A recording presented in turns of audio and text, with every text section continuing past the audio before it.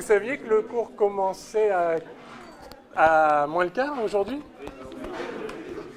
Et ceux qui sont pas là, ne le savaient pas ou ils viendront pas?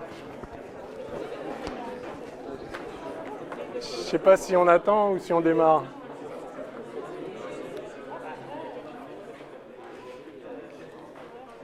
Bon.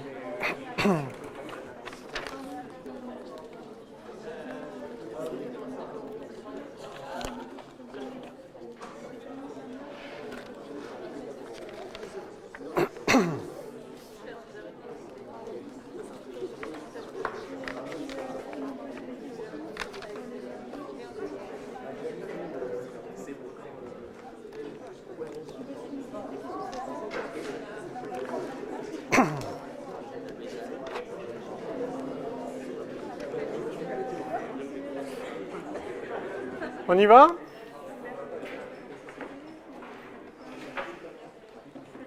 S'il vous plaît, installez-vous.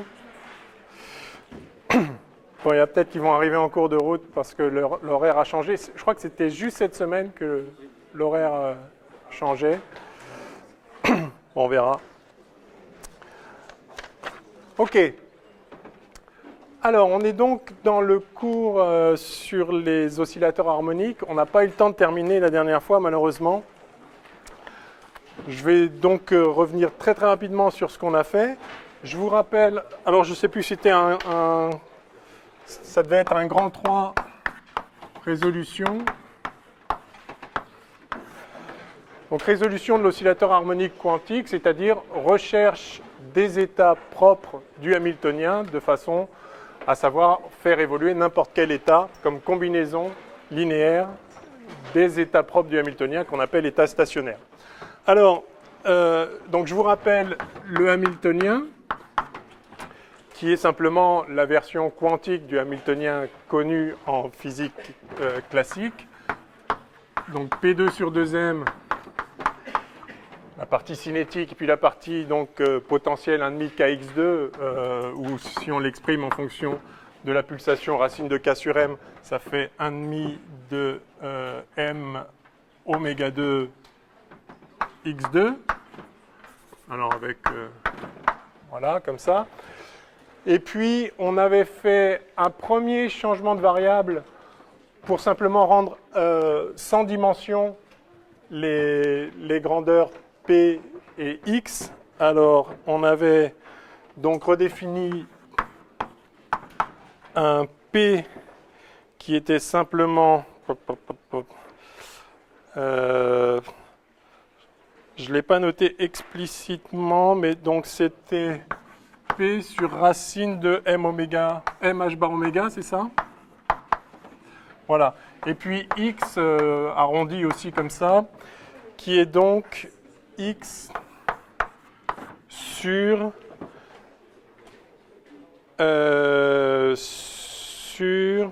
racine de h bar sur m oméga. C'est ça?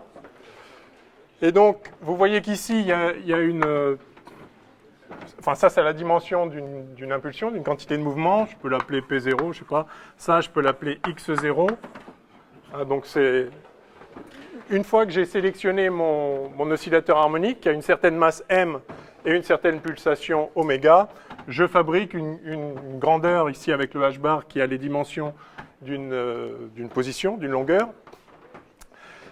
Et donc, j'adimensionne ma variable x de façon à pouvoir traiter de façon complètement générale l'oscillateur harmonique, quels que soient ses paramètres particuliers. Bien. Alors, donc ça permettait de réécrire h comme étant h bar oméga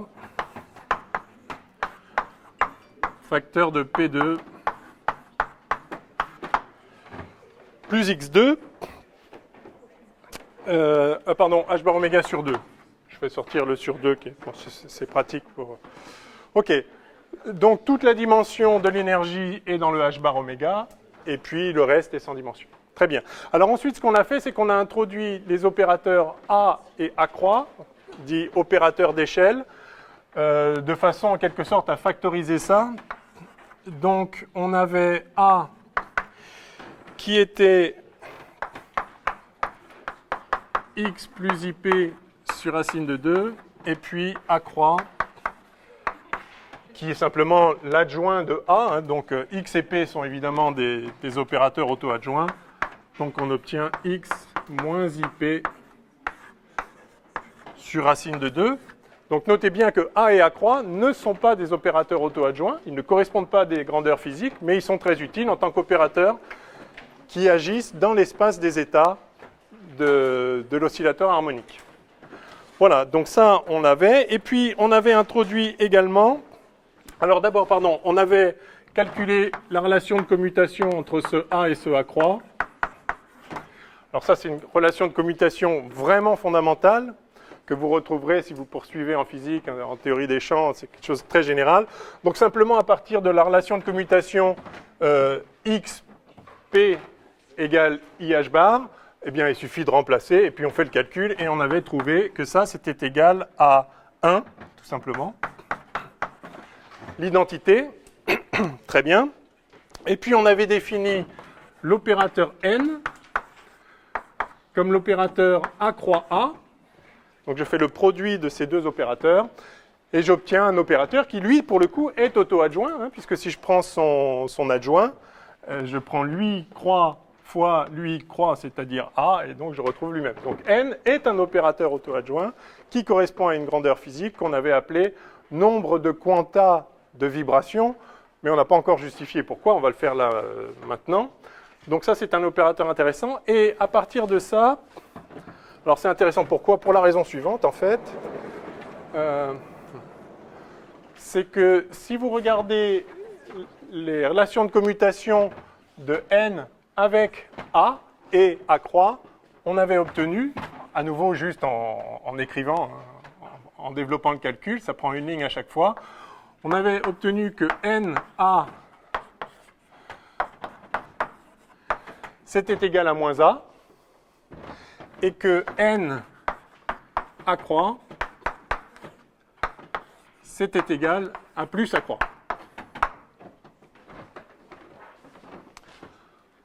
Voilà. Ça, du coup, enfin bon, j'allais dire un mot sur l'algèbre de Lie de l'oscillateur harmonique. Non, je ne vais pas en dire un mot. Si vous voulez, vous voyez que A ici est vecteur propre de l'application qui, à chaque opérateur, associe un autre opérateur qui est le commutateur de n avec A. D'accord? Ça, c'est une application qui prend un opérateur et qui en fait un autre opérateur. Si vous prenez des opérateurs dans ce qu'on appelle l'algèbre de Lie de l'oscillateur harmonique, c'est-à-dire toutes les combinaisons linéaires de H, X, P et l'identité, eh bien, en fait, toute combinaison linéaire de ces opérateurs-là est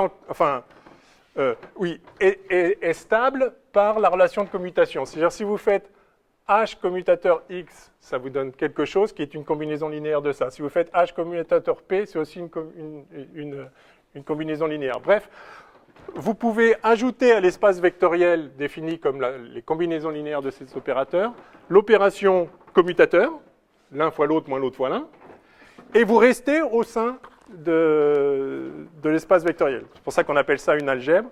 Eh bien, au sein de cette algèbre, vous voyez que l'opérateur n, qui est lié à h, hein, c'est juste h plus 1 demi, donc n est un opérateur de cette algèbre.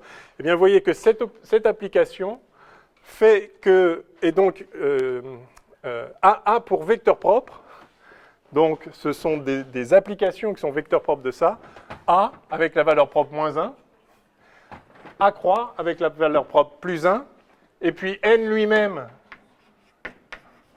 évidemment, avec la valeur propre 0, N commutateur N égale 0, et I, l'identité, avec la valeur propre 0.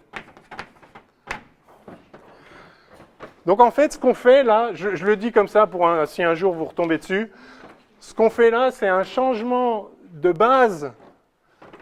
Il y a ces opérateurs-là qui constituent une base de l'algèbre de Lie que je viens de mentionner, je peux changer de base dans cette algèbre et passer à n a croix i. C'est une nouvelle base, mais dont tous les vecteurs de base sont vecteurs propres de cette opération particulière. C'est ça qui fait que c'est très utile, mais en fait, je me suis lancé, donc j'ai continué, mais j'aurais peut-être pas dû me lancer. Ça ne doit pas vous parler beaucoup, c'est pas très important. Donc, enfin, c'est très important, mais pas pour ce qu'on va faire et pas à ce stade. Donc, on a ces relations de commutation, souvenez-vous-en, parce que c'est ça qui nous a permis ensuite, je me souviens à peu près où on s'était arrêté, d'obtenir le spectre de l'oscillateur harmonique. Alors, allons-y. Où en étais-je? Donc, j'avais défini les opérateurs d'échelle. Les voilà. Et puis, d'accord. Voilà. Donc, ce que j'avais fait après, donc c'était, je crois, un quatrièmement, pardon, action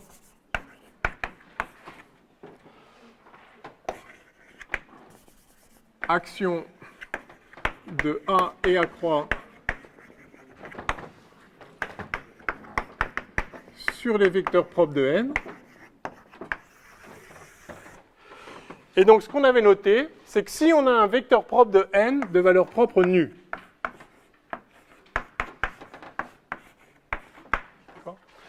je prends un vecteur propre qui a une certaine valeur propre, nue, du coup je le note nu, enfin c'est un vecteur propre de valeur propre nue. Très bien. Ce qu'on a remarqué, c'est que si on appliquait l'opérateur A à ce vecteur propre, eh bien lui était vecteur propre de n pour la valeur propre nu moins 1. Et ça, on l'avait eu en une ligne, en disant que ça c'est NA moins AN appliqué à nu, plus AN appliqué à nu, manifestement. J'ai retiré ça et je l'ai rajouté. Or, ça, c'est le commutateur de n avec A, donc c'est moins A. Et puis ça, c'est nu, nu. Et donc ça, c'est directement égal à nu moins 1 à nu. D'accord? Donc on a vu que si on a un vecteur propre de n associé à la valeur propre nu, alors immédiatement, je sais fabriquer un vecteur propre associé à la valeur propre nu moins 1, il suffit que je fasse agir A dessus.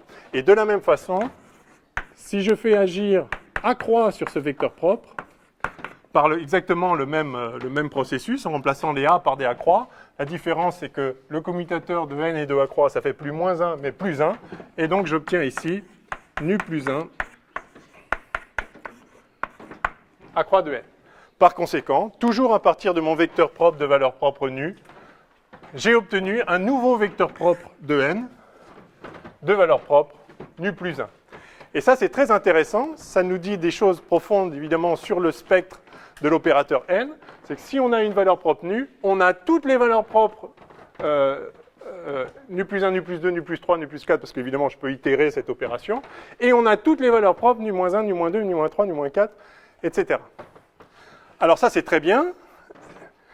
Mais on rencontre une difficulté, alors ça ne nous dit pas quelles sont les valeurs propres, mais ça nous dit que si on en a une, les n plus 1, enfin les valeurs plus 1, plus 2, donc valeurs plus k et valeurs moins k sont encore vecteurs propres.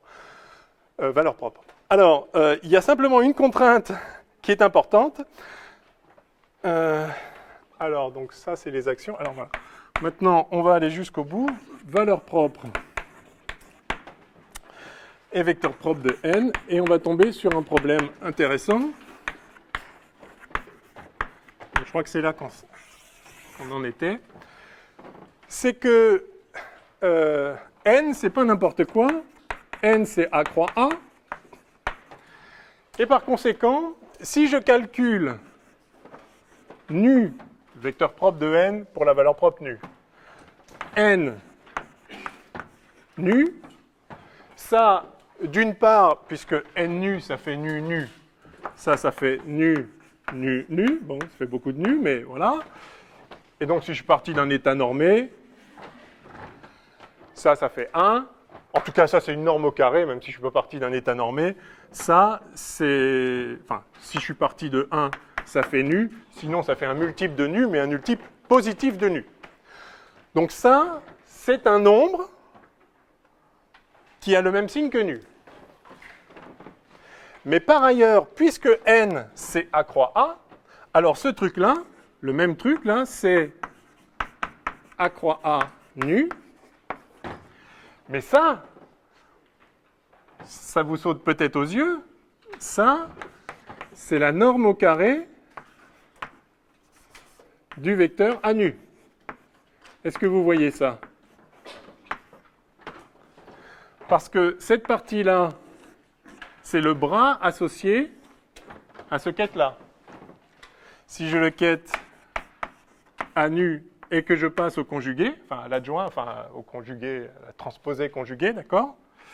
Si je passe au bras donc associé à ce quête-là, je vais avoir le bras associé à nu et le conjugué, enfin l'adjoint de A. Donc ça, c'est le bras de ça. Et donc quand vous faites pour n'importe quel vecteur psi, psi, vous obtenez la norme de psi au carré, bien sûr. Par définition. Donc ça, c'est la norme, ce truc-là, qui n'est rien d'autre que ça, c'est la norme de A nu au carré. Donc c'est positif. C'est peut-être nul, mais c'est positif ou nul, on va dire.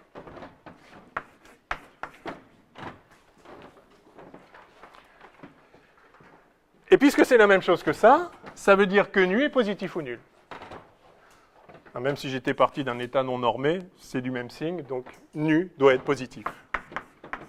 Ou nul.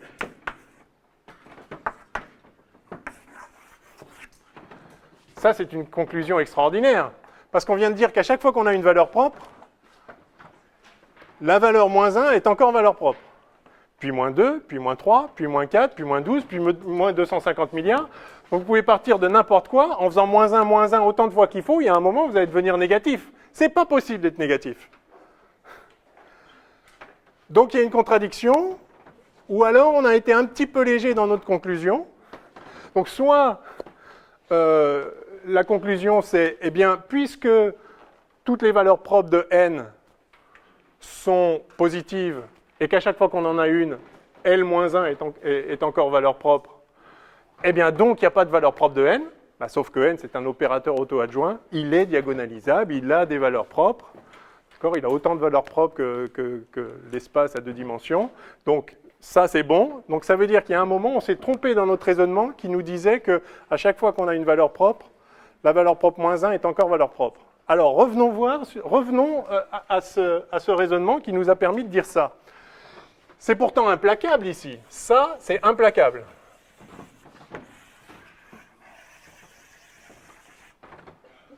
D'accord? Parce que NA, c'est bien NA moins AN plus AN. Et ça vaut ça, il n'y a rien à faire. Ça, c'est implacable.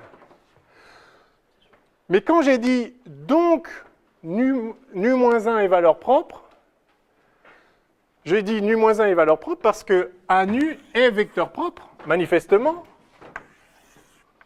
de n avec la valeur propre nu moins 1. C'est la définition d'un vecteur propre que l'opérateur A psi égale lambda psi. Ça, c'est la définition d'un vecteur propre, enfin de psi étant vecteur propre de A pour la valeur propre lambda. Sauf si psi égale 0.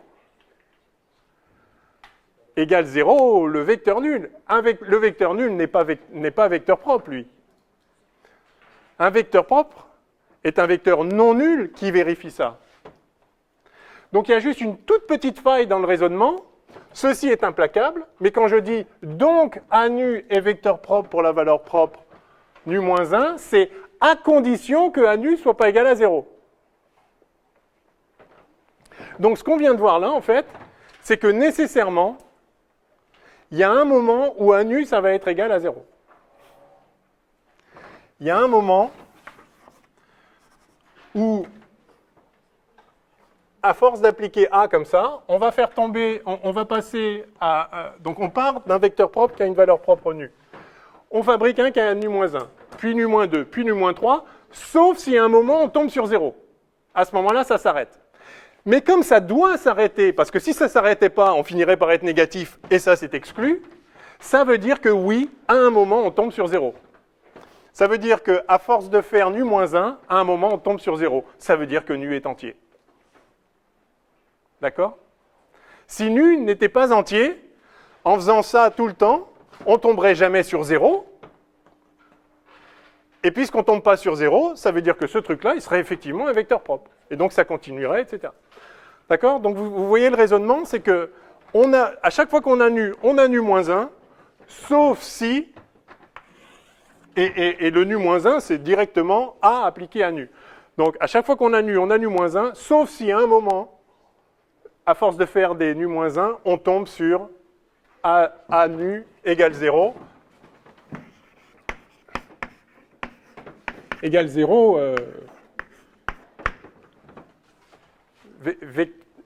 vecteur, enfin, le vecteur nul de l'opérateur H. D'accord? Alors, et du coup, ce nul, enfin, il ne faut plus que je l'appelle nu, c'est un des nus, c'est pas le nu de départ, c'est peut-être le nu moins 50. D'accord? Mais il y a un moment, il y en a un ici, je vais l'appeler mu, il y en a un moment, ça fait 0. Et du coup, ce mu-là, bah, là, il est vecteur propre pour la valeur propre 0. Parce que là, on a ça aussi. Donc, il y a un mot. Donc, il est nécessaire que parmi les valeurs propres, en fait, il est même nécessaire que toutes les valeurs propres de n soient des nombres entiers, parce que s'il y avait un nombre qui n'est pas entier, bah, de moins 1 en moins 1, on finirait par être négatif, ce qui est exclu. OK? Donc, non? Alors, est-ce que vous êtes d'accord avec le fait que toutes les valeurs propres sont positives? Ouais? Parce que si nu est valeur propre, on a ça, évidemment, et donc ça, c'est égal à nu, et par ailleurs, on a ça, donc nu est positif. Donc toutes les valeurs propres sont positives. Ce que je dis ici, c'est qu'à chaque fois que j'ai un vecteur propre de valeur propre nu, celui-là, enfin nu, lui, pardon.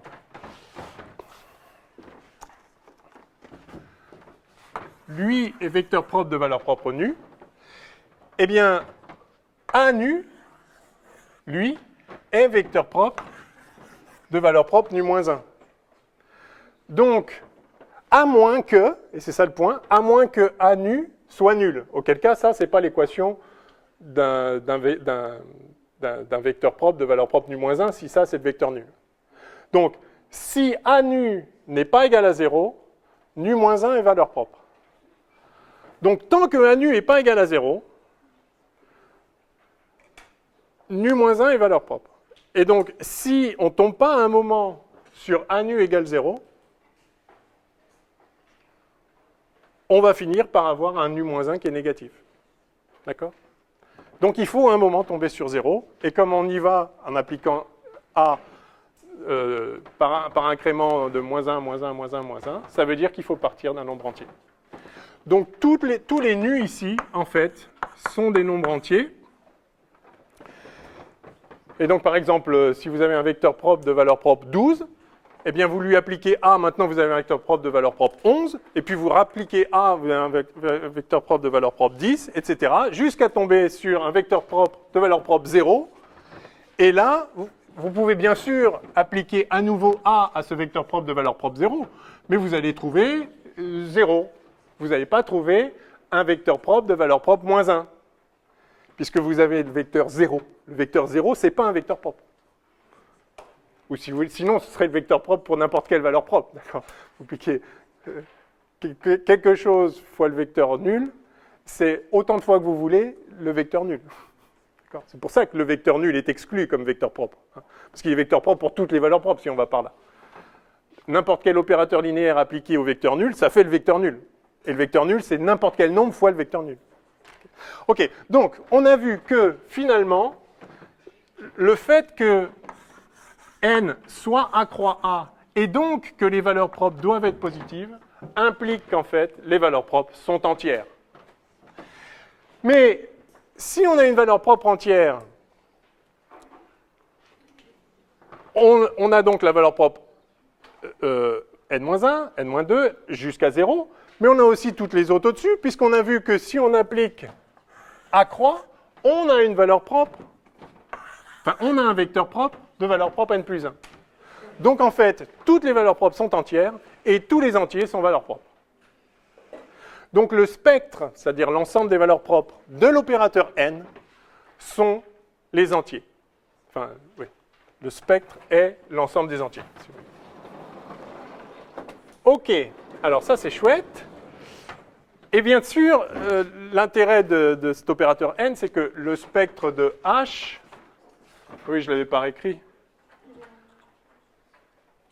Je n'avais pas réécrit que... Oui. Ah oui, pardon. Enfin, vous vous en souvenez, on a vu... Ah ben si, je l'ai écrit quand même, h bar oméga fois n plus 1, non? H bar oméga sur... Non? Alors en fait, quand vous faites le changement de variable, pardon, je ne l'ai pas rappelé aujourd'hui. Pardon. On trouve ça, excusez-moi. Enfin, on l'avait vu la dernière fois. Tout ça, c'est pour ça que c'est intéressant d'introduire l'opérateur n, parce que du coup, les valeurs propres de n sont les valeurs propres de h. Pardon, les vecteurs propres de n sont les vecteurs propres de h. Pour quelle valeur propre? Eh bien, pour h bar oméga fois cette valeur propre, plus 1,5, puisque évidemment tous les vecteurs sont vecteurs propres de i. Alors, je vais le réécrire mieux. J'ai perdu ça.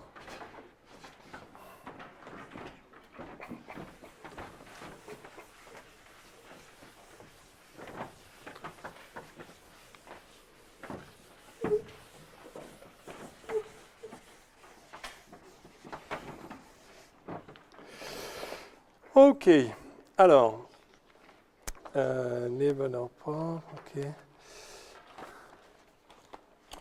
OK. Et maintenant, donc, je vais vous montrer que le spectre est non dégénéré. Donc, juste la conclusion de ça. Conclusion. Les valeurs propres de n sont tous les entiers.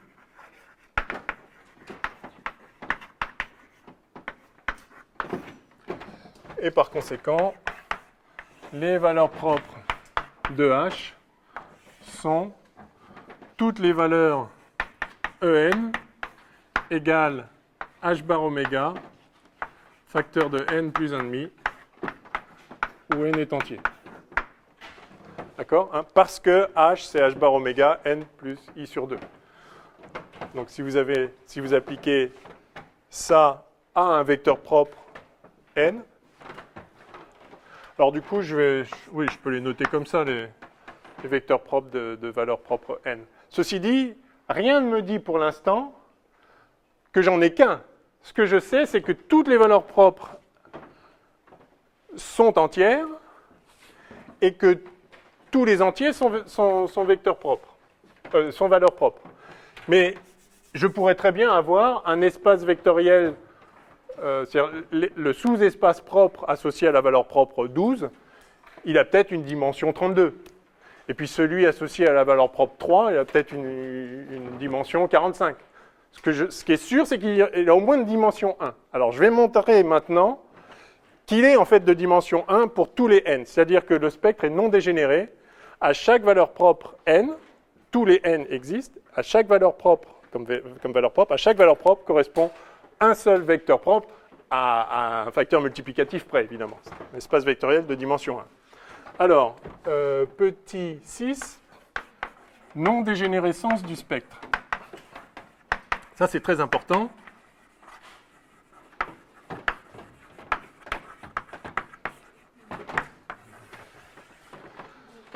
Oui.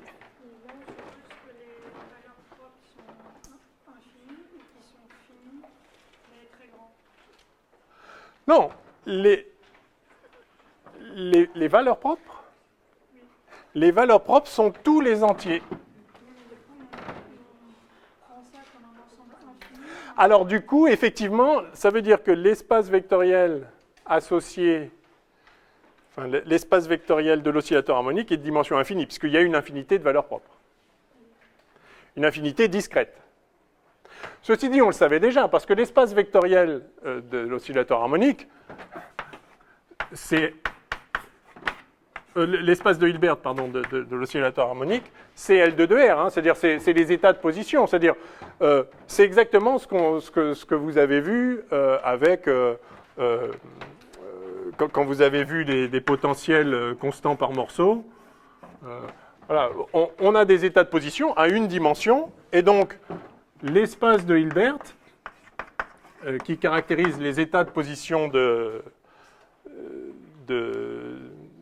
votre particule, de votre système plus généralement, est l'espace des fonctions de carré sommable, hein, telles que x psi, là, qui vous donne ce qu'on appelle la fonction d'onde. Ce psi est bien normé, c'est-à-dire que la somme de x psi et psi x, là, enfin, d'accord, dx, soit, oui, alors là, vous ne voyez plus rien, soit normé, enfin bref, oui. Donc c'est juste l'ensemble des fonctions de carré sommable. Et dans cet espace, je cherche, alors vous, par exemple, si j'ai une particule libre avec un potentiel V égale 0, j'ai certaines valeurs propres, j'ai certains vecteurs propres du Hamiltonien. Si j'ai un puits, j'ai d'autres vecteurs propres. Si j'ai un potentiel harmonique, j'ai d'autres vecteurs propres qu'on va trouver. Mais à chaque fois, c'est le même espace, d'accord ? Un état de position de notre système est caractérisé par un certain vecteur de cet espace de Hilbert, ce qui est la même chose que dire un certain état de notre système est caractérisé par une certaine fonction d'onde de carré sommable. À chaque fonction de L2 de R correspond un quête de l'espace de Hilbert. L'espace de Hilbert, c'est l'ensemble des fonctions de carré sommable. En tout cas, il lui est isomorphe. Après, on peut en fabriquer un autre qui serait le même, mais du coup, c'est le même. Enfin, à un isomorphisme près, c'est juste une façon de l'écrire. C'est à une traduction près, si vous voulez, des termes. L'espace de Hilbert des positions d'un système à une dimension, c'est L2 de R. Vous l'aviez vu, ça, ou explicitement comme ça, ou ça n'a pas l'air d'éveiller grand-chose dans votre esprit. Est-ce qu'en maths, vous avez traité cet espace de Hilbert? Non? Donc ça, en fait, vous ne savez pas vraiment que c'est un espace de Hilbert? Ah non? Mais ça fait 3 cours qu'on en parle. Enfin, 2. Alors, je vais juste dire un mot. OK. Vous savez ce que c'est qu'un espace de Hilbert? Non? Mais on parle de ça depuis... Vous auriez dû m'arrêter. Non, mais... Quand on dit que l'espace des états est un espace vectoriel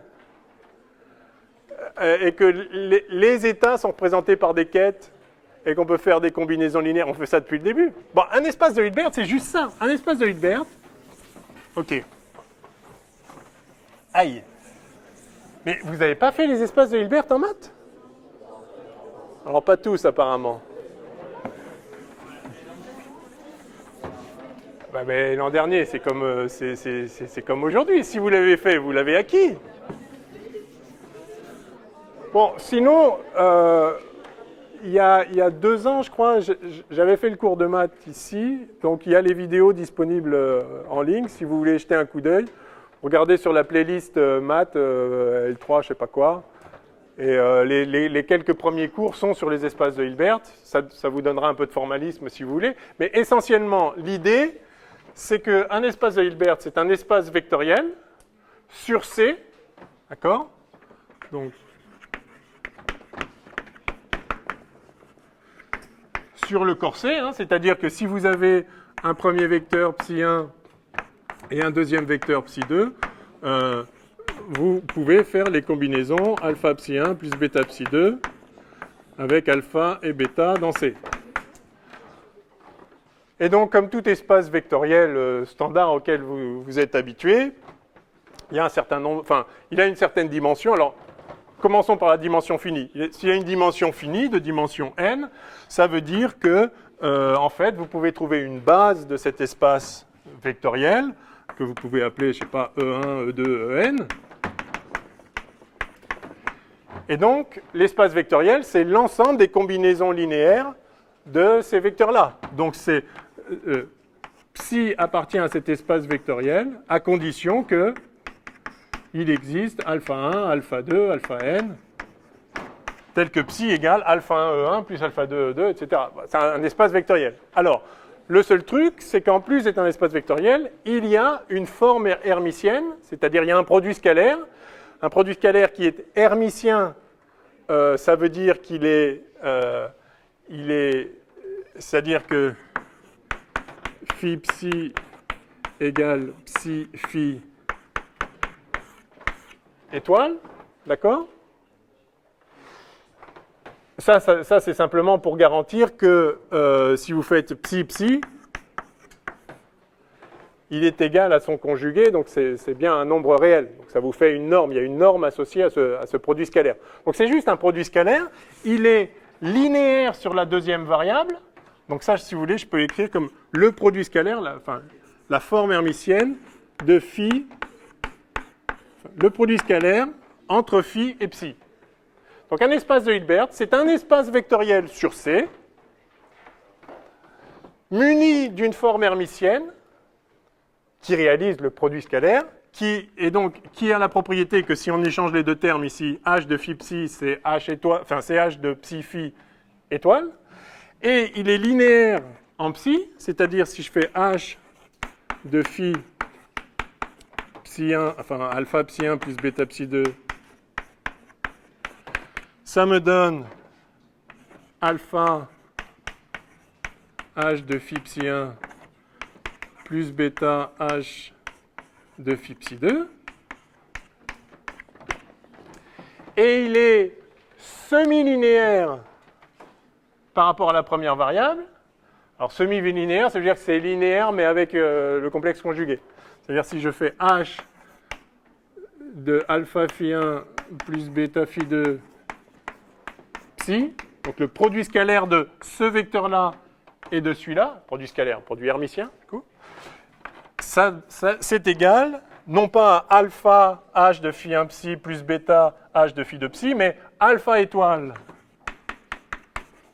h de phi 1 psi plus bêta étoile h de phi 2 psi. Évidemment, ceci est compatible avec ça, hein, puisque si c'est linéaire là, ça va être semi-linéaire par rapport à la variable de droite, ça va être semi-linéaire par rapport à la variable de gauche, puisque quand on échange gauche et droite, on passe à l'étoile. Donc tout ça est cohérent. Donc un espace de Hilbert, c'est juste ça, c'est un espace vectoriel sur C, muni d'une forme hermitienne qui est un produit scalaire standard qui vérifie les lois qui vont bien, mais avec l'étoile parce qu'on est dans C, et donc il faut... Si on veut que la norme soit bien réelle, il faut faire ça. Donc voilà, c'est un produit scalaire dans un espace vectoriel sur C. Et le seul truc qu'on demande, c'est que cet espace vectoriel soit complet pour sa norme hermitienne. Donc espace vectoriel sur C, muni d'un produit hermitien, c'est-à-dire d'un produit scalaire qui vérifie ça. C'est l'équivalent du produit euclidien dans R, mais on est dans C, donc il y a des étoiles qui se traînent. Voilà. Donc c'est un espace vectoriel sur C muni d'un produit hermitien complet pour sa norme hermitienne. Pour la norme associée au produit hermitien. Enfin, pour la norme associée, si vous voulez. Et la norme associée, c'est que la norme du vecteur psi au carré, c'est h de psi psi, le produit scalaire de psi avec lui-même. Voilà, c'est tout. On note en notation de Dirac psi psi. Voilà. Complet, ça veut dire que toute suite convergente, enfin toute suite de Cauchy converge vers un élément. Ça vous connaissez quand même. Ouais. Oui. Bon, ça veut dire que ça se passe bien. Il n'y a pas de coup tordu, quoi. Alors, ce qui est important, c'est que donc vous pouvez avoir des espaces de dimension finie, mais vous pouvez avoir des espaces de dimension infinie, dénombrables, attention, dénombrables. Et il y a un moyen de donner un sens à des développements de tout vecteur sur une base comme ça. Alors, sur une base de dimension finie, c'est très facile. Chaque vecteur psi, enfin, c'est ce que j'ai écrit là, chaque vecteur psi s'écrit comme combinaison linéaire de ça. C'est-à-dire, il y a un certain alpha 1, alpha 2, etc., tel qu'on puisse écrire ça.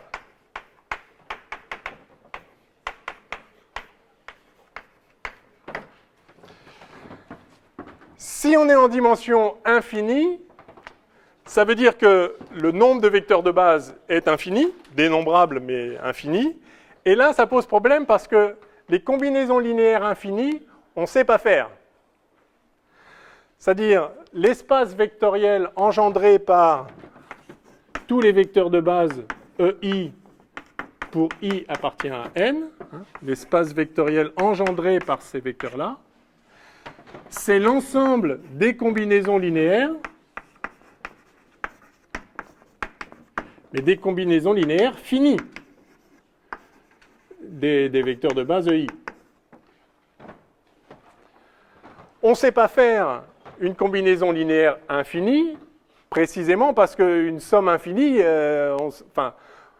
y a un problème de convergence. Il faut pouvoir s'assurer qu'il y ait un sens. Donc, les vecteurs de l'espace sont les combinaisons linéaires finies de ça. Mais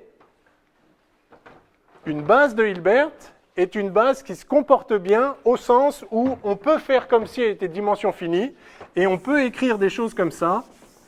On peut écrire que le vecteur psi, c'est somme des alpha i EI de i égale 1, non pas juste à n, mais jusqu'à l'infini. Évidemment, il faut pouvoir donner un sens à cette somme. Et vous savez bien que si vous prenez une série quelconque, avec un premier terme, puis un autre, et que vous sommez jusqu'à l'infini, ça ne converge pas toujours, bien sûr. Donc, il faut qu'il y ait un sens, donc il faut qu'il y ait une idée de convergence, et la seule façon de parler de convergence, il faut que les termes soient de plus en plus petits, si vous voulez, et donc il faut qu'il y ait une notion, c'est pour ça qu'il y a besoin d'un produit hermitien, il faut qu'il y ait une notion d'une norme qui tend vers 0. Donc il faut une notion de norme, et c'est pour ça qu'il faut un produit hermitien comme ça.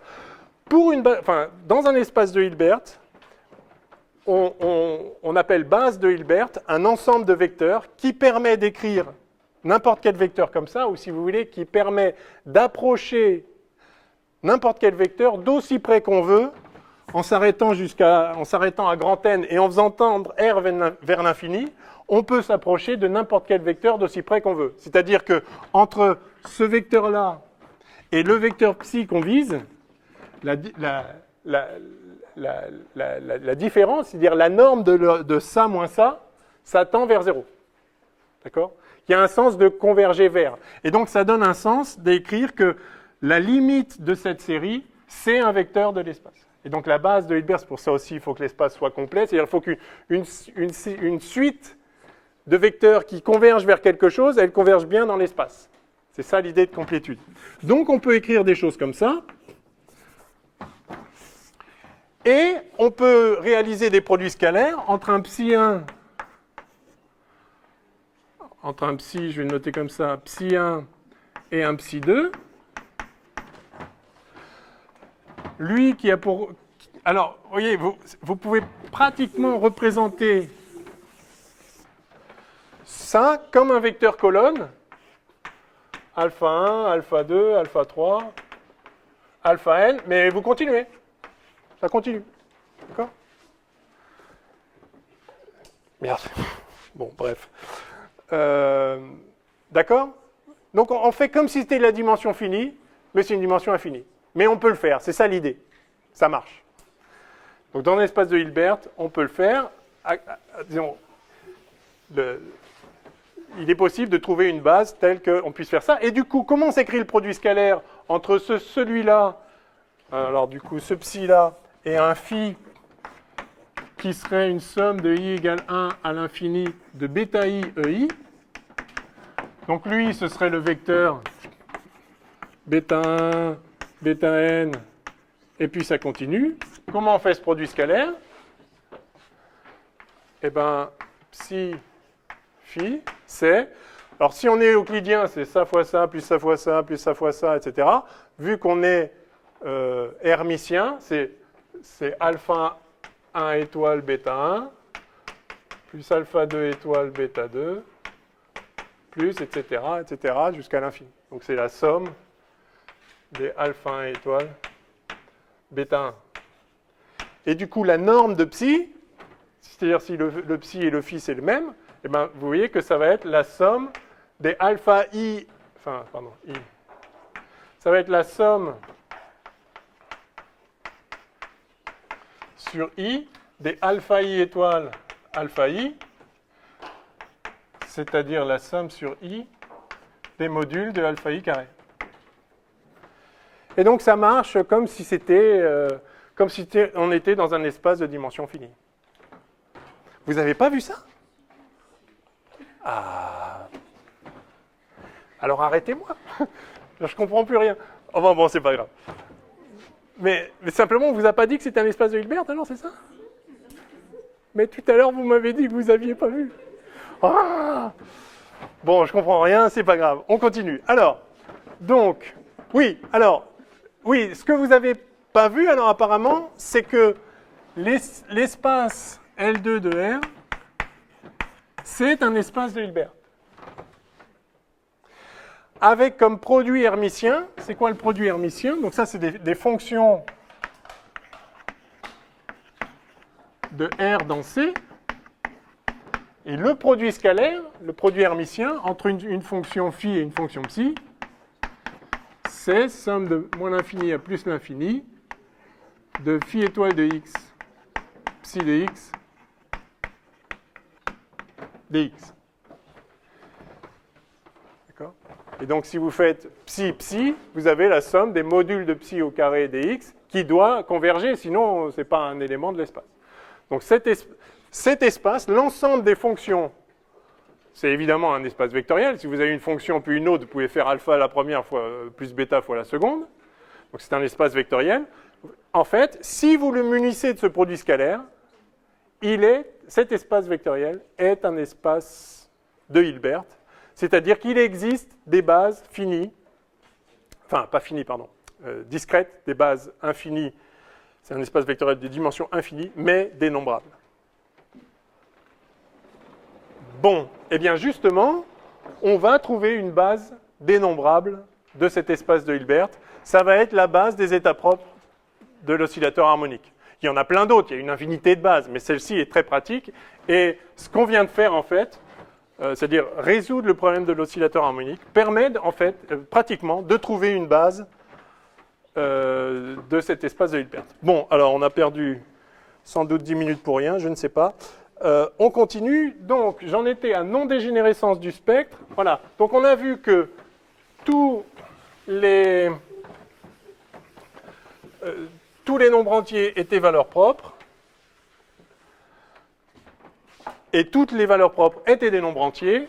Mais rien ne dit qu'il n'y a pas plusieurs vecteurs propres linéairement indépendants qui aient la même valeur propre. Ben, en fait, non, il n'y en a pas. Et on va le montrer. Et on va commencer par le montrer pour la valeur propre 0, et on va le déduire ensuite en appliquant des A et des A croix. Alors, petit a, k où n égale 0. Alors,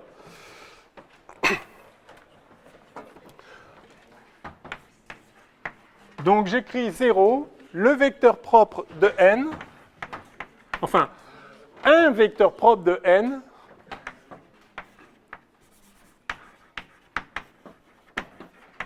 associé à la valeur propre 0. OK? Ça veut, oui. Ça veut dire que A0 égale quoi? 0. Parce que si ce n'était pas égal à 0, alors ce serait un vecteur propre de valeur propre moins 1, ce qui est totalement exclu. Donc A0, ça fait 0. Ça fait pas... Ça, attention, ça, c'est pas le vecteur nul. Ça, c'est le vecteur nul de H. Je vais le noter 0 de H. C'est le vecteur nul de l'espace de Hilbert. OK, donc, j'ai ici l'équation qui définit un vecteur propre de valeur propre 0. Et simplement, je vais me rappeler de ce que c'est que A. A, c'est pas n'importe quoi. A, évidemment, maintenant, je l'ai effacé. Mais A, c'était... Alors, c'était X, peut-être avec le moins IP sur racine de 2. C'était le moins ou le plus? Le plus. Merci. Voilà. Et X, c'était... C'est pareil, je l'ai effacé. Enfin, c'était... Donc ça, c'était X sur X0. Hein, vous vous rappelez mon X0 qui était racine de H bar, machin et truc là. Plus I et P, c'était P sur P0 aussi. Pardon, P, le vrai P habituel sur P0, que j'ai écrit aussi là-bas. Voilà. Alors X, et donc maintenant on va résoudre l'équation, c'est-à-dire que on va la résoudre en représentation X, par exemple, on va chercher la fonction d'onde associée à ce 0-là. Alors, j'ai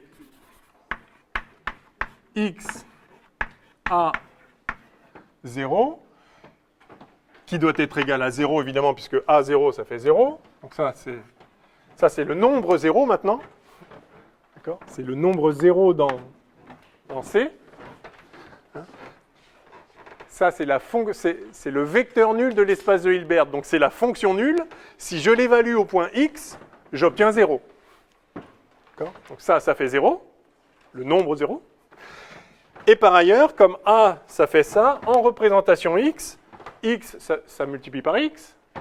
Et P, c'est moins IH bar d sur dx. D'accord ? Donc, ça, en fait, c'est une équation différentielle qui est la suivante, qui est 1 sur racine de 2 x sur x0,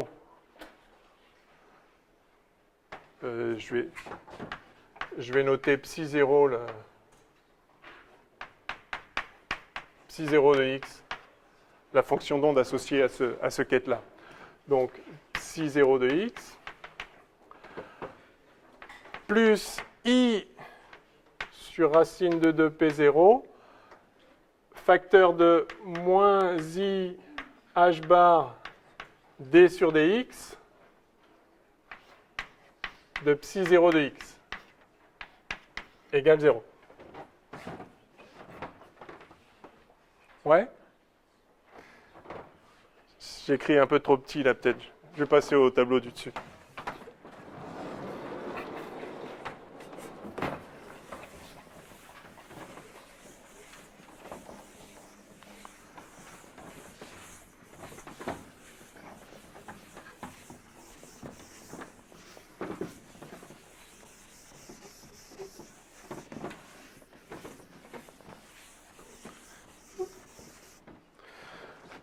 Je vais mettre les oméga qui vont bien parce que...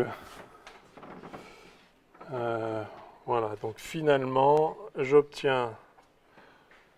Donc j'ai tout ça égale 0. Je peux virer... je vais tout multiplier par racine de 2x0. Comme ça, j'ai... Alors, comme ça, je me raccroche à ce que j'ai ce que j'ai préparé là sur ma feuille. Donc ça fait x... psi0 de x plus i sur m oméga fois moins i h bar. Hein, c'est x0 sur p0, ça faisait m oméga justement. Alors en fait, je vais écrire directement. Ça va faire plus, ouais, plus h bar sur m oméga d sur dx de psi0 de x égale 0. D'accord. C'est la même chose en remplaçant les x0 et les p0 avec les valeurs de départ. Hein, donc vous voyez que ça, ça permet de déterminer O. Si on l'écrit en représentation X, parce que ça, c'est une fonction. En fait, ça, c'est une fonction de l'espace de Hilbert. D'accord? Donc, c'est un élément de L2 de R. C'est une fonction de carré sommable. Ça aussi, c'est 0. Et donc, ça nous dit que cette fonction est égale à celle-là, mais cette fonction, elle est obtenue avec un opérateur dérivation. Donc, ça a l'air de rien, mais c'est une équation différentielle. Laquelle? La voilà. Et ça s'intègre trivialement. D'accord? Parce que là, en fait, ça ne dépend que de X. Je pourrais mettre des D droits. Et donc, j'ai en fait psi 0', ça c'est psi 0' de X, qui est égal à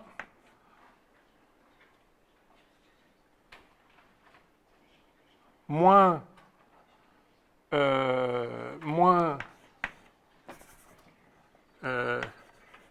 m oméga sur h bar x, si je divise par psi 0 de x là, voilà, ça c'est égal à, enfin, ça équivaut à ça, et ça s'intègre, ça fait log,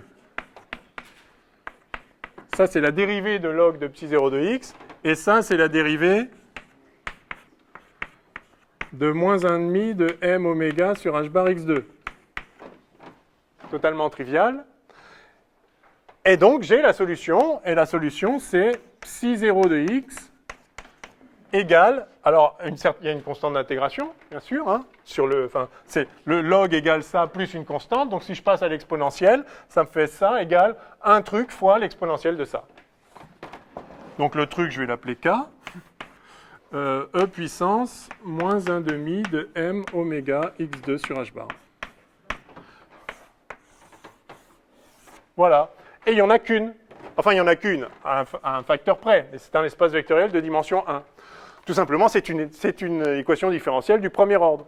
Donc, il n'y a pas deux fonctions linéairement indépendantes qui auraient la valeur propre 0.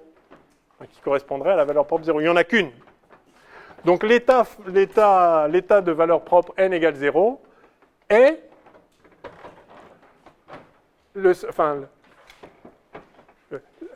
le sous-espace propre associé à la valeur propre 0 est de dimension 1. Il n'y a qu'une fonction à un facteur près, facteur multiplicatif près. Bon, mais c'est très bien ça. Du coup, au passage, on a trouvé la fonction propre associée, et cette fonction propre, c'est magnifique, elle est gaussienne. D'accord? Quand la fonction propre est gaussienne, vous savez que ça minimise la relation d'incertitude. Hein? Delta x, delta p supérieur ou égal à h bar sur 2. En fait, delta x, delta p égale h bar sur 2 quand on a affaire à une gaussienne. Très intéressant. OK. Alors, simplement, si on veut un état normé, hein, si on veut 0, 0 égale 1, là, enfin, d'accord? Alors, donc, c'est-à-dire somme de psi 0 étoile psi 0 de x dx égale 1, de moins l'infini à plus l'infini. Ça va nous donner la valeur de la constante. Alors, vous connaissez les intégrales gaussiennes, la racine de pi sur a, machin truc. Donc, quand on le fait, compte tenu de ces facteurs-là, on obtient que le grand K qui permet de normer ça, le voici. Donc, je vous écris la fonction d'onde normée.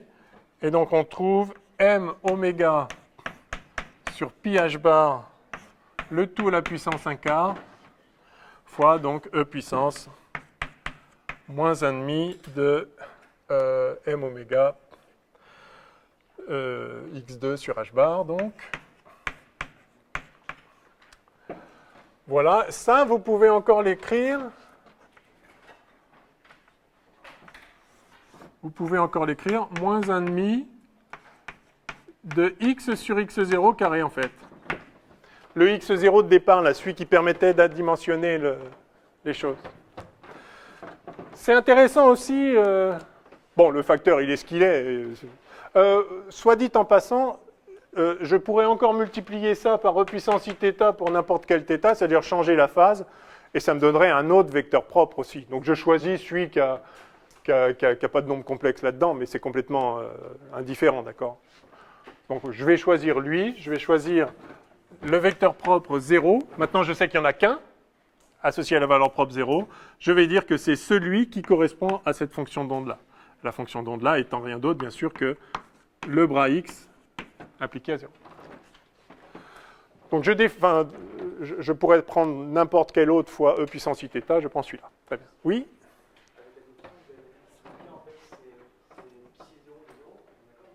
C'est non, c'est-à-dire j'ai ça qui vaut ça plus une constante. Plus la constante, je vais l'appeler log de k. Et du coup, si je fais l'exponentielle de ça, j'obtiens ça. Ah!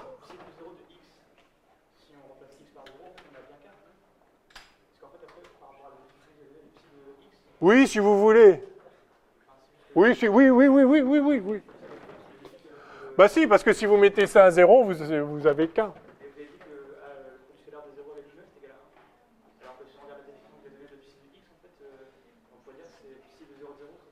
Ah non. Non, psi, le produit scalaire, ça là, c'est ça le produit scalaire.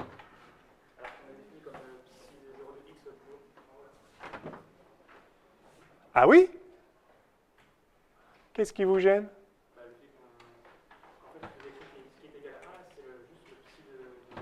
Ah non, parce que vous allez voir, parce que ça, si je colle là la relation de fermeture avec les x, ça fait 0, somme de xx dx,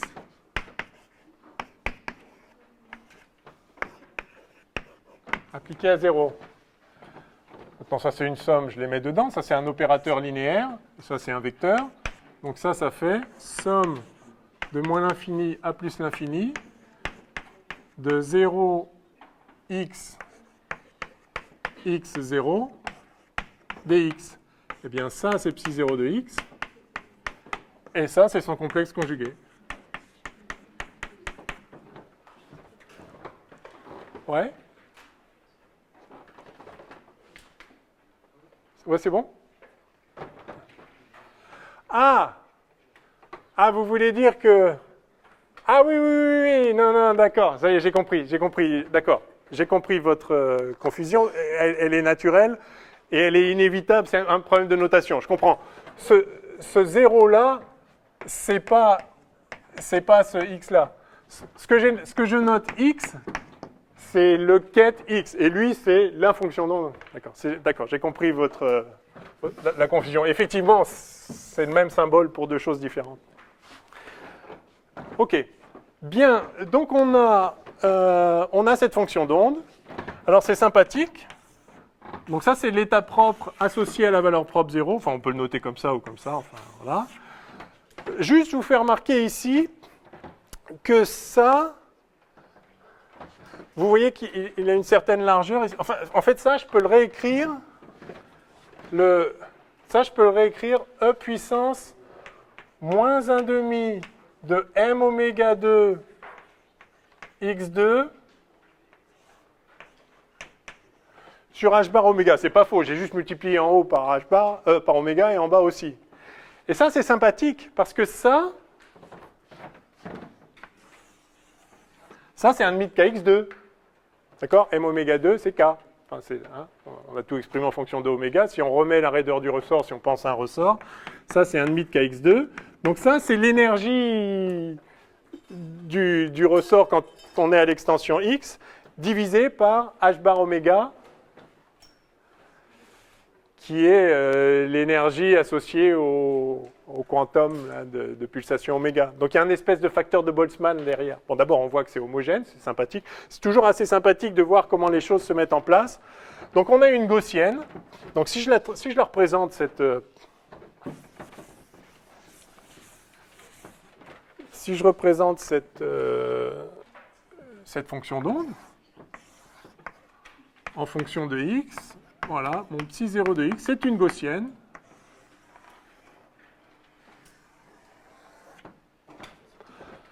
De largeur quoi? De largeur, justement, x0.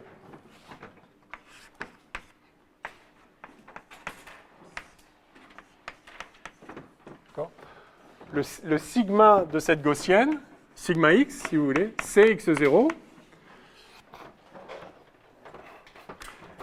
Et que vaut le sigma p?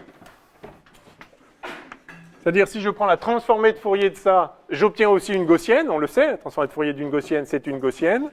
Et j'obtiens la largeur de la gaussienne en P, c'est quoi?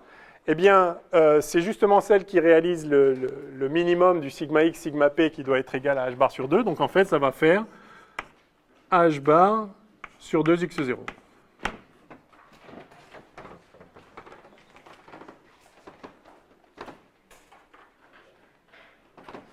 OK?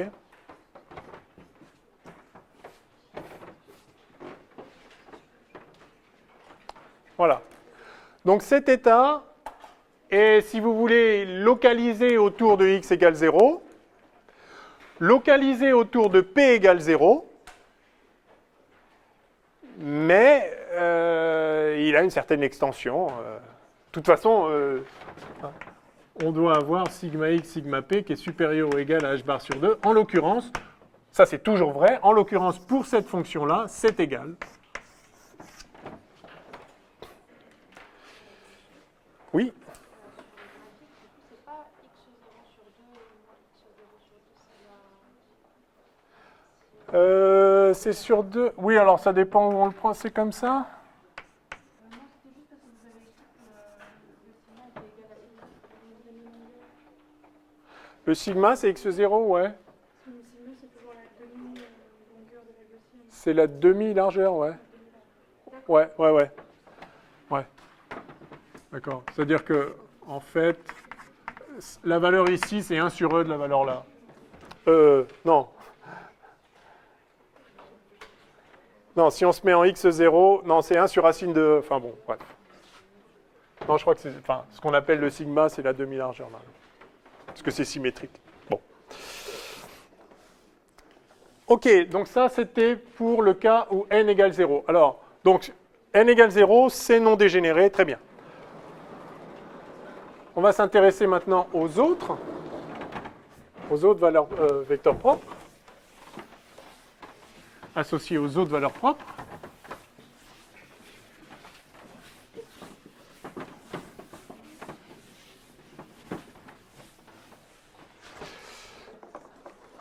Donc, petit b, autre vecteur propre.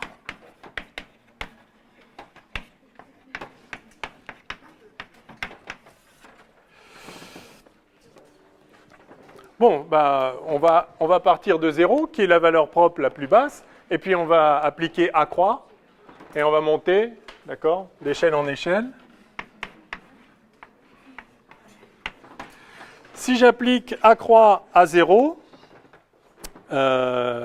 eh bien je sais que ça, c'est un vecteur propre de n de valeur propre 1, ça on l'a déjà établi de façon complètement générale. Vous avez un vecteur propre de valeur propre n, vous lui appliquez A croix, vous avez un vecteur propre de valeur n plus 1. Et alors, quelle est sa norme? La norme de ce vecteur que je viens de fabriquer en appliquant A croix à 0, enfin, ça, je vais prendre sa norme au carré, eh bien c'est... Donc je prends le bras de ce vecteur fois lui-même. Donc le bras de ça, c'est 0A fois lui-même. Donc ça me donne ça. Et A croix, c'est... Vous vous rappelez que j'ai A croix moins A croix A qui vaut 1, n'est-ce pas? Donc ça me fait donc 1 plus A croix A.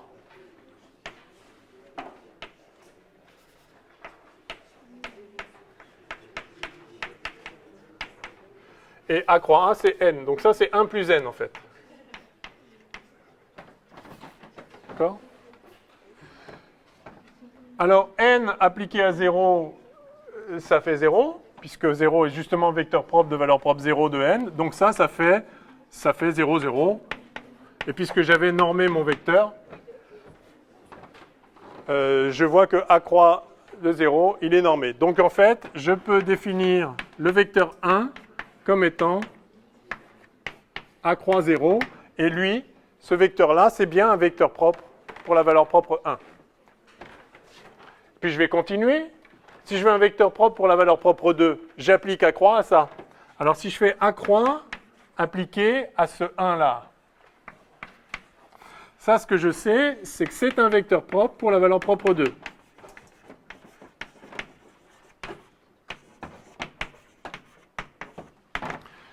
Quelle est sa norme? La norme de A croix de 1 au carré, de la même façon, c'est égal à 1 A croix appliqué à 1. Et donc, c'est égal à I plus n, enfin, l'identité plus n appliquée à 1. Et ça, c'est égal à 1 plus 1, norme de 1, c'est-à-dire 2.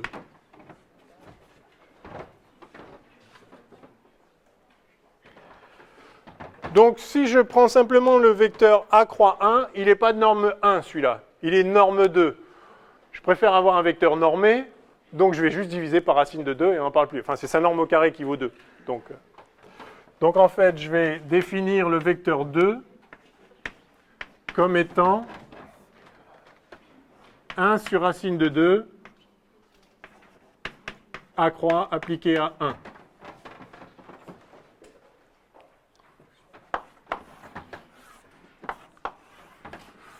Je pourrais aussi multiplier par E puissance I phi pour n'importe quelle phi. Bon, il faut bien en choisir un. En tout cas, voilà un représentant des vecteurs propres de l'opérateur n associé à la valeur propre 2. Et puis, je peux continuer.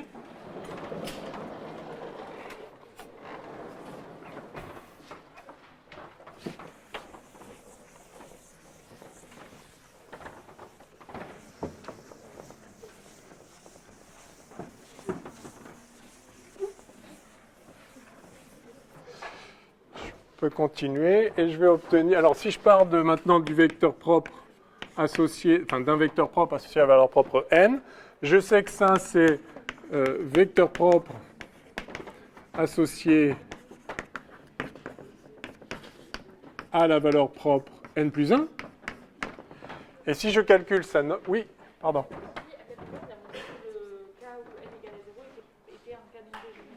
Il est non dégénéré parce que on a résolu l'équation différentielle et on a trouvé qu'un seul... Enfin, en fait, c'est une équation différentielle du premier ordre.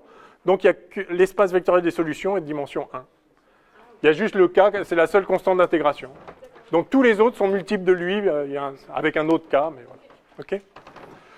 Donc, A croix de n égale ça, d'accord? Et si je regarde la norme de A croix n au carré, j'obtiens à nouveau la moyenne de l'identité plus n dans cet état. Alors 1 entre n et n, ça fait 1, et n entre n et n, ça fait n. Et donc ça me fait n plus 1, nn. Et ça, évidemment, c'est 1. Donc ça, c'est n plus 1. Donc je vois que si j'applique A croix à n, j'obtiens un vecteur propre de valeur propre n plus 1, mais de norme n plus 1. Moi, je veux un vecteur normé, donc je vais définir le vecteur n plus 1 comme étant A croix appliqué à n, mais divisé par racine de n plus 1, puisque sa norme au carré vaut n plus 1. Donc maintenant, celui-là, sa norme au carré vaut 1. Donc sa norme vaut 1. Donc c'est juste pour normer les états. Mais ça, on avait déjà compris depuis le début que si on a un vecteur propre de valeur propre n et qu'on lui applique A croix, on a un vecteur propre de valeur propre n plus 1. Et ainsi de suite. Donc voilà, on les construit tous comme ça. On est parti de 0, on a résolu l'équation différentielle. Et on les construit un par un, comme ça. Donc vous pouvez noter au passage que avec ce choix-là, Je dis choix parce que, encore une fois, je pourrais multiplier par n'importe quelle phase ici, ça resterait un vecteur propre normé. Bon, je prends celui-là, voilà, pourquoi pas. Avec ce choix, donc, je peux écrire que A croix appliqué à n, ça me donne en fait racine de n plus 1, n plus 1. Voilà. Donc ça, notez bien ça. On a un ensemble de vecteurs propres, là, les 0, 1, 2, 3, n, enfin tous les quêtes n pour n entier. Ce sont des vecteurs propres de l'opérateur grand N, A croix A, pour les valeurs propres n correspondantes. Et on a ces relations-là. Alors que se passe-t-il maintenant si on applique A à un vecteur n? Si je fais A à n, ça donne quoi? En fait, je vais appliquer ça à ça. Je vais appliquer A à tout ça. Donc, je vais avoir A croix n qui vaut racine de n plus 1 à n plus 1. D'accord? J'applique A à ça.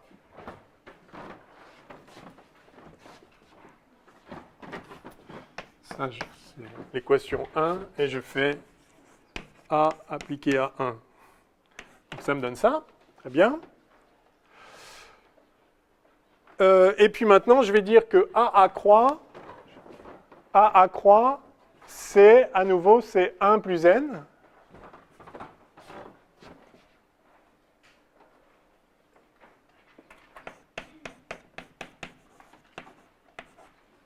Donc appliqué à n, ça c'est ça. Et donc ça, c'est, ça fait n plus 1 fois n. D'accord? L'identité fois n, c'est n, et nn, c'est nn. Voilà. Donc j'ai ça qui est égal à ça. J'en déduis que A appliqué à n plus 1, c'est égal à n plus 1 sur racine de n plus 1, c'est-à-dire racine de n plus 1, fois n.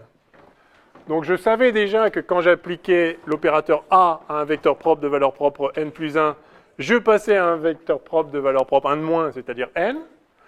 Et là, je sais que en fait, A appliqué à n plus 1, il est proportionnel à n, mais avec un certain coefficient qui se trouve valoir racine de n plus 1 ici. Donc je vais réécrire l'analogue de cette équation-là. Si j'applique A à n, enfin là je l'ai appliqué à n plus 1, donc je descends tout de 1, et ça me fait racine de n, n-1. Voilà. Donc là, on a les deux relations très importantes qui rendent explicite le fait qu'on a bien des opérateurs d'échelle qui font monter de 1 la valeur propre et là descendre de 1 la valeur propre. Et on a ces facteurs de normalisation. C'est juste pour avoir des états normés. C'est une bonne pratique de le faire, puisque comme vous le savez, l'évolution de n'importe quel système est unitaire, donc la norme des vecteurs ne change pas. Si vous partez de 1, ce sera toujours 1, et c'est bien plus facile, c'est bien plus pratique. Quand après vous calculez les probabilités, vous avez juste le module des coefficients au carré. C'est mieux que de rediviser par la somme des modules des coefficients si jamais vous êtes parti d'un état non normé. Donc c'est une bonne pratique, et donc on le fait toujours. Voilà. Très bien. Alors maintenant, on en vient... Quelle heure est-il? Parce que... Il reste une demi-heure. Alors je voulais vous montrer la non-dégénérescence. Peut-être que vous allez le faire tout seul. Je vous dis juste, en fait, donc à l'ordre 0, enfin pour la valeur propre 0, c'est non dégénéré, on l'a montré. Et le truc, c'est que, en fait, comme vous vous baladez en montant ou en descendant, si jamais il y avait un certain sous-espace vectoriel associé à la valeur propre n différent de 0, qui n'était pas dégénéré, en fait, en redescendant, en appliquant A, si vous en avez...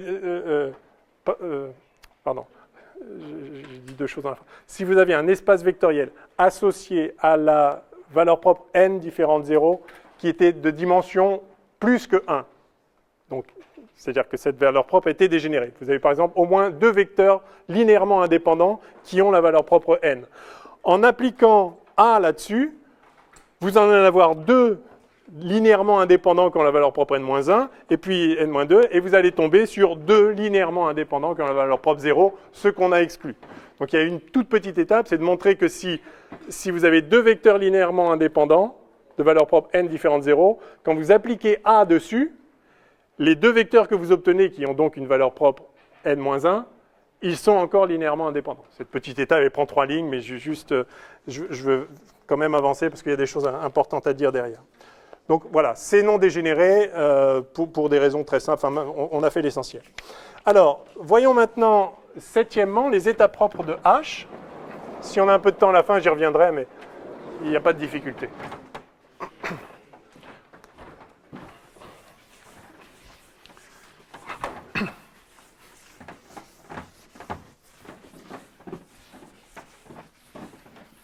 Donc là, c'était les vecteurs propres et les valeurs propres de n.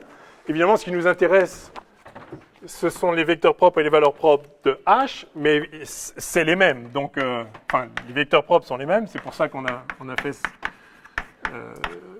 a procédé ainsi. Donc, état propre de h.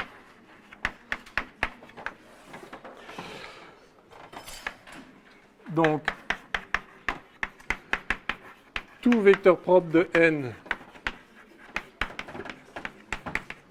est vecteur propre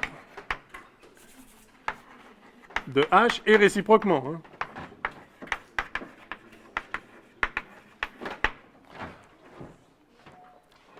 Puisque je vous rappelle qu'on a H qui vaut H bar oméga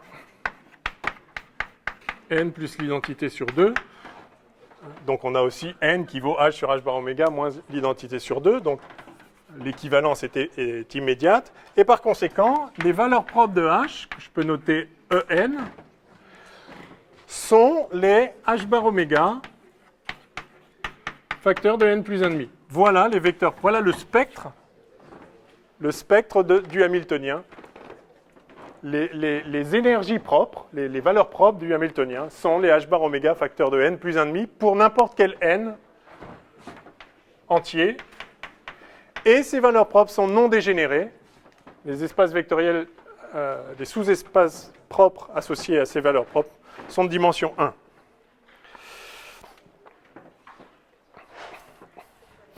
Alors, donc, on a l'état 0. Alors, du coup, oui, vous voyez que l'état 0 qu'on a explicité, c'est l'état fondamental au sens où c'est l'énergie minimale. D'accord ? Toutes les énergies, enfin les énergies propres, les valeurs propres de l'énergie sont ces nombres-là. Le plus petit d'entre eux, c'est quand n vaut 0, et ça vaut 1,5 de h bar oméga. Donc ça, c'est associé à l'énergie E0 égale 1,5 de h bar oméga. Je vais commenter le fait que cette énergie-là soit pas nulle dans un instant. Et donc, on connaît la fonction d'onde associée. x0, c'est donc ce que j'ai noté psi 0 de x. Je le réécris vite fait.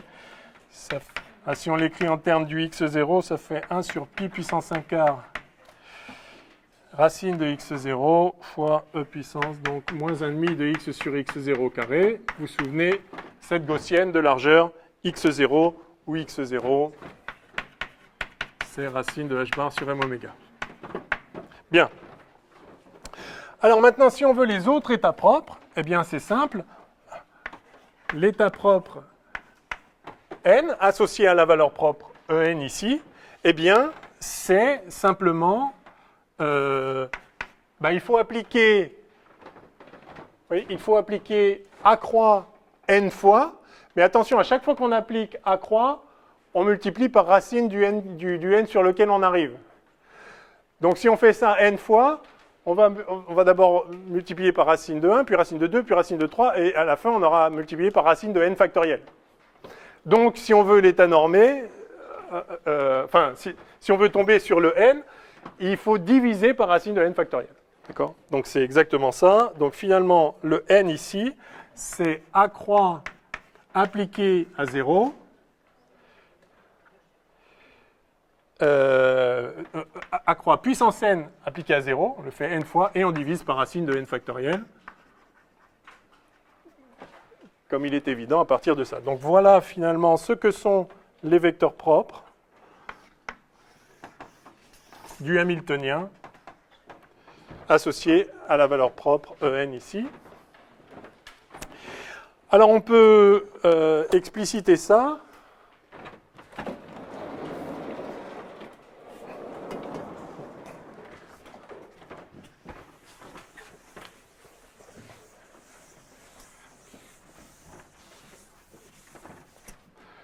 Parce que A croix, on le connaît, cet opérateur. De même qu'on avait traduit A en représentation X pour voir que A appliqué à 0 égale 0, c'était l'équation différentielle qui nous a donné la fonction d'onde, la fonction psi 0.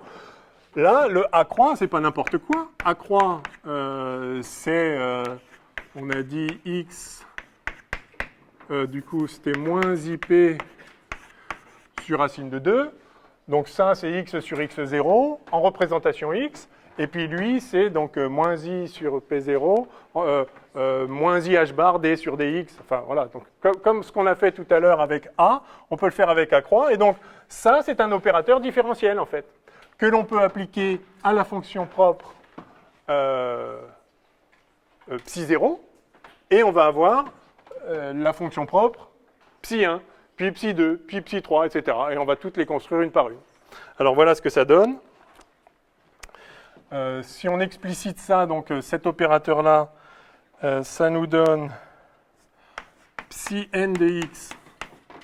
Alors avec les préfacteurs, je vais mettre proportionnel ici.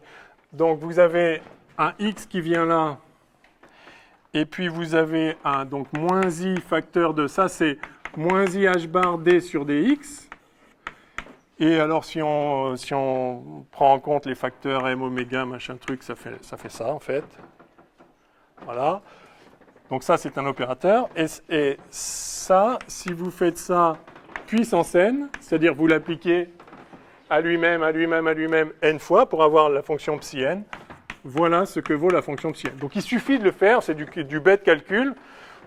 Alors, entraînez-vous, faites-en un, faites-en deux, et puis voilà. Et puis, histoire de voir comment ça fonctionne. Et donc, je vous donne, donc ça fait, oui, on peut encore le réécrire comme ça, en mettant le x0 qui va bien, ça fait x moins x0 carré d sur dx, le tout puissance n,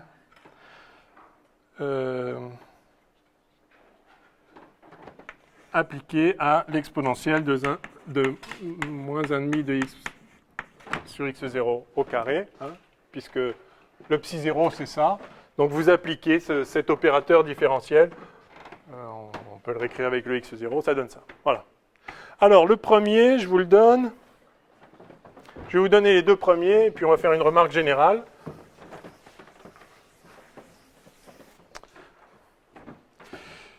Donc, psi 1 de x, on obtient, je mets proportionnel parce que les préfacteurs, enfin, il faut que ce soit normé, ça fait ce que ça fait. Mais...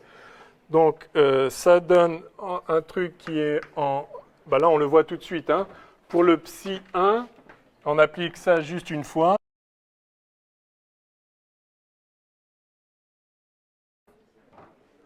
Si ça recommence, vous me dites, il faut peut-être que je fasse le ménage. Il y a trop de cours de physique et de maths là-dedans. Donc c'est une fonction à 2,0, je peux la tracer. Et donc ça donne un truc comme ça.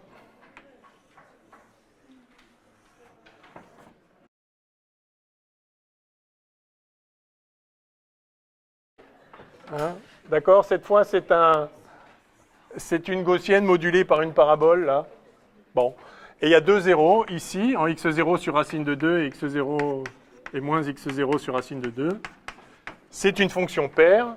Et puis si je passe à psi 3, vous aurez un polynôme de degré 3 impair fois e puissance, fois la même gaussienne. Et il y aura 3 zéros, et puis la fonction d'ordre n, il y aura n zéros, elle sera paire si n est pair, impair si n est impair, et toujours avec la gaussienne, donc qui écrase tout au-delà de x0, de toute façon. Bon, donc voilà la forme des fonctions propres, très bien.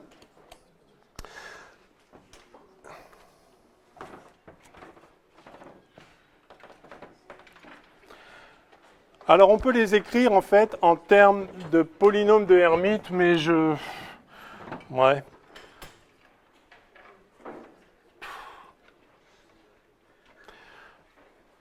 Bon, je ne veux pas perdre du temps à ça. On n'en fera pas grand-chose de toute façon. Donc sachez que ces polynômes-là, les polynômes qui sortent, en fait, qui s'obtiennent par récurrence à chaque fois en appliquant ce noyau de dérivation en l'itérant, on arrive à des polynômes qui avaient été étudiés en son temps par Hermite et par d'autres d'ailleurs, qui sont des polynômes qui reviennent souvent. Enfin, c'est pas n'importe quoi ce noyau de dérivation. Donc c'est assez joli mathématiquement, mais il faudrait soit en dire beaucoup plus, soit ça ne sert pas à grand chose. Donc vaut mieux que j'en dise rien. Sachez juste qu'effectivement, on a ici des fonctions qui du coup, et ça c'est très important, qui du coup sont des fonctions orthogonales, parce que deux vecteurs propres associés à deux valeurs propres différentes sont toujours orthogonales, d'accord ? Dans un espace vectoriel, dans un espace de Hilbert, si vous avez deux vecteurs propres associés à des valeurs propres différentes, sont toujours orthogonales. Donc ça veut dire que si vous prenez psi n et c'est-à-dire si vous faites n', ça c'est égal à 0, enfin c'est égal à delta n', si n égale n', ça fait 1, d'accord ? Et donc ça veut dire que si vous faites la somme de moins l'infini à plus l'infini de psi n étoile de x, psi n' de x dx, ça fait aussi delta n'. Ça fait 0 si n n'est pas égal à n', ça fait 1 si n est égal à n'. Donc on a en fait un ensemble de fonctions ici qui forment une base de l'espace de Hilbert. Donc l'espace de Hilbert L2 de R,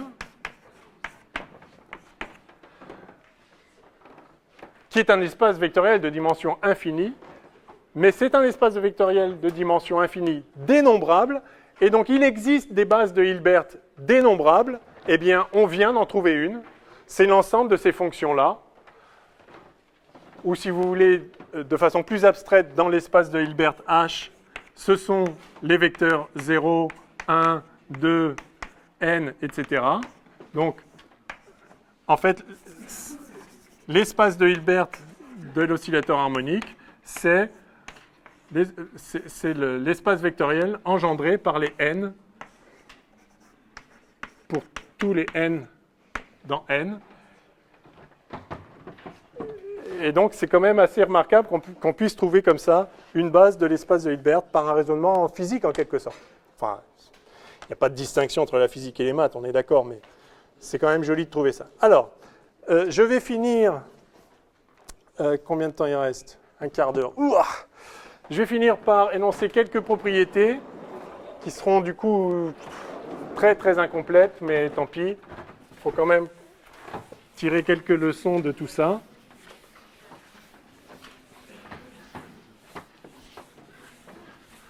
Bon, de toute façon, l'oscillateur harmonique, on pourrait faire 2 ans dessus, hein, et on serait loin d'avoir épuisé le sujet. Donc, c'est juste pour que vous ayez vu à peu près comment ça se passe.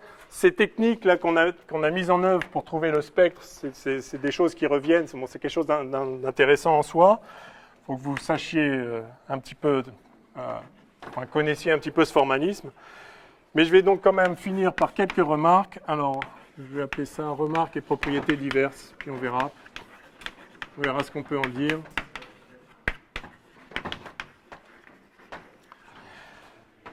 Donc je mets entre parenthèses très incomplet, hein, parce que bon, vraiment il faudrait plusieurs semaines sur le sujet. Alors, tout d'abord, l'état fondamental.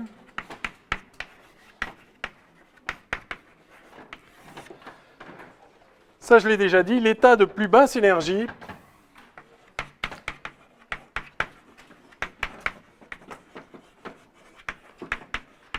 n'a pas une énergie nulle.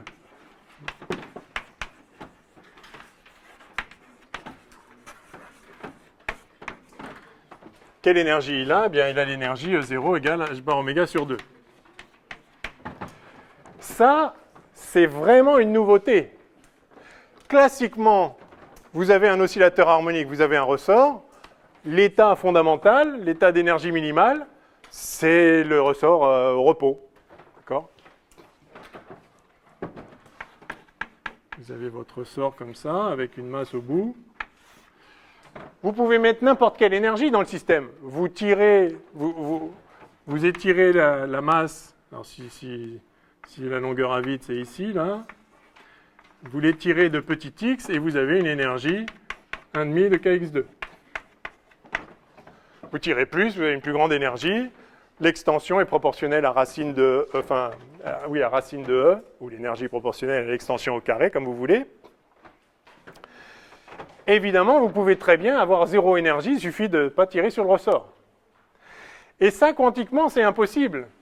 Pour une raison très claire, c'est que quantiquement, si vous avez une position bien définie, eh bien, vous n'avez pas une quantité de mouvement bien définie. En réalité, ça, c'est l'énergie potentielle. L'énergie totale du système, que je vais noter H par plaisir, enfin, l'énergie du système, classiquement, c'est évidemment 1,5, enfin c'est P2 sur 2M, 1,5 de MV2 si vous voulez, plus 1,5 de KX2. Ou 1,5 de M oméga 2 X2. Donc, énergie nulle dans le système, c'est position pas étirée, mais aussi au repos. S'il est en train de bouger en passant par 0, alors à ce moment-là, évidemment, il y a une énergie. Donc, pour avoir une énergie nulle, il faut être au repos. Il faut être en 0 au repos. Oui, mais en 0 au repos, ça n'a pas de sens quantiquement. Il n'est pas possible d'avoir à la fois une valeur bien définie de l'énergie, de la position, et une valeur bien définie de la quantité de mouvement. Donc, si vous êtes en 0, si vous avez une fonction d'onde que vous contraignez à être très proche de 0, alors son extension dans le domaine des impulsions, c'est-à-dire l'extension de sa transformée de Fourier, va être de plus en plus grande, parce que sigma x, sigma p est supérieur ou égal à h bar sur 2. Le mieux que vous puissiez faire, c'est h bar sur 2, et d'ailleurs, c'est intéressant de noter qu'effectivement, dans l'état fondamental, on est au mieux qu'on peut, c'est-à-dire on est étendu le moins possible. Ce qu'on voit là, c'est que en gros, l'extension dans P et l'extension dans X, si on le remet, vous vous rappelez, avec les variables adimensionnées, elles coûtent pareil, d'accord? Donc, vous pouvez espérer diminuer l'énergie en raccourcissant dans X, mais vous allez, enfin, en rendant plus étroit dans X, mais vous allez élargir dans P, et en fait, ils jouent le même rôle, une fois qu'on les a dimensionnés comme ça. Et donc, vous ne pouvez pas faire mieux que d'avoir une extension minimale. Enfin, l'extension minimale dans les deux, c'est d'ailleurs le cas pour l'état fondamental. Il y a racine de h bar sur 2 sur x et racine de h bar sur 2 sur p. Chacun fait ce qu'il peut, mais on ne peut pas faire moins que h bar sur 2 quand on fait le produit des deux. Donc, il y a forcément de l'énergie dans un oscillateur harmonique quantique, parce que vous ne pouvez pas être à la fois au repos et en un endroit. C'est comme ça. Et donc, voilà, je ne vais pas l'écrire. Enfin, si l'état 0, je vais le dire quand même, correspond à sigma x égale racine de h bar sur 2, que vous le sachiez, et sigma p égale racine de h bar sur 2. On a déjà vu que c'était une gaussienne, donc le produit des deux fait h bar sur 2. On ne peut pas faire moins que ça, mais on ne peut pas faire 0. Enfin, voilà. Et ça se répartit équitablement en l'occurrence. Donc, le plus près que vous pouvez être de pas d'énergie dans un oscillateur harmonique quantique, c'est d'être très centré sur 0 en x et très centré sur p aussi en x, avec une largeur ici qui vaut, justement, on l'a vu, hein, c'est notre exponentielle de moins 1,5 de x sur x0 carré. La largeur x0, c'était racine de h bar sur m oméga, c'est ça? C'est celle qui fait que 1,5 de m oméga, enfin 1,5 de kx2, en gros, ça donne h bar oméga, un facteur 2 près. Bon. Ok, donc ça c'est une première remarque.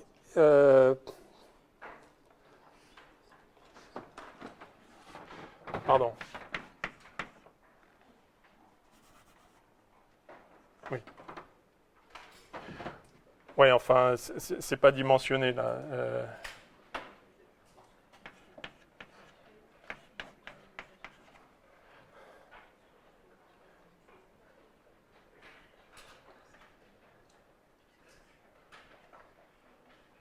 Oui, enfin, sans dimension, ça fait le h bar. Bon, écoutez, je vais pas. Je l'avais noté avec les bons préfacteurs, mais. Bon, bref, vous avez compris l'idée. C'était pas homogène là, donc ça n'avait pas de sens. Mais enfin, vous voyez ce que je veux dire. C'est une fois qu'on la dimensionne avec le x0, il y a la même extension en p et en x. Bien. Alors, le comportement moyen maintenant de cet oscillateur harmonique. Parce que ce que je vais vous montrer, c'est que les états stationnaires, ils sont violemment non classiques. Donc je vais vous parler rapidement de ça, et puis ensuite, je vais juste dire un mot sur les états cohérents. Alors, deuxièmement, comportement moyen.